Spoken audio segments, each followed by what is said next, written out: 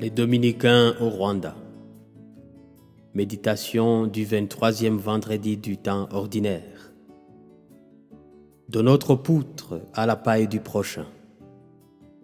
Sœurs et frères, nous poursuivons notre méditation sur le discours dans la plaine, tel que nous le relate l'évangéliste Saint Luc.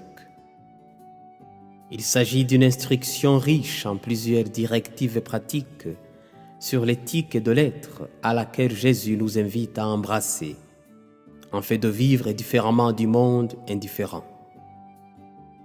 Et ce discours dans la plaine a pratiquement commencé avec la déclaration sur les béatitudes que nous avons lue dans l'évangile d'il y a 2 jours.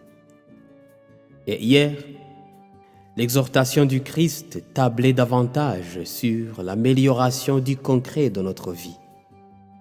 Il était question de faire la différence en nous démarquant de l'agir du monde des pécheurs, aimer nos ennemis, souhaiter du bien à ceux qui nous maudissent, faire du bien sans rien attendre en retour, pardonner sans mesure, éviter de juger et de condamner les autres. Et aujourd'hui, à travers la parabole du guide aveugle et de la paille et la poutre, Jésus abonde dans le même sillage en nous rappelant que nous n'avons pas à critiquer, à juger ou à condamner le défaut noté chez l'autre, alors que notre défaut à nous est probablement plus grave. Qu'as-tu à regarder la paille dans l'œil de ton prochain, alors que la poutre qui est dans ton nez à toi, tu ne la remarques pas, nous demande le Christ. Frères et sœurs, il est clair que nous sommes souvent bien prompts à pointer du doigt accusateur sur le défaut des autres et à nous précipiter à distribuer des leçons de morale. Mais le Christ nous invite aujourd'hui à essayer de balayer d'abord devant notre porte, avant de le faire devant la porte du voisin.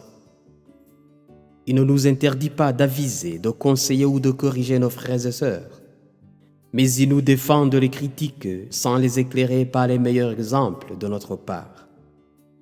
Car, à vrai dire, la correction fraternelle ne s'improvise pas. Et il est toujours plus sage et plus édifiant de corriger par un vécu concrètement exemplaire que par une théorie moralisante.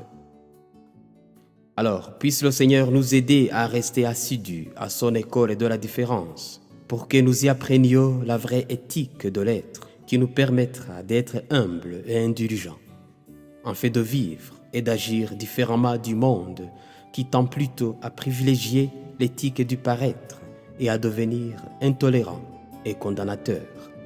Amen.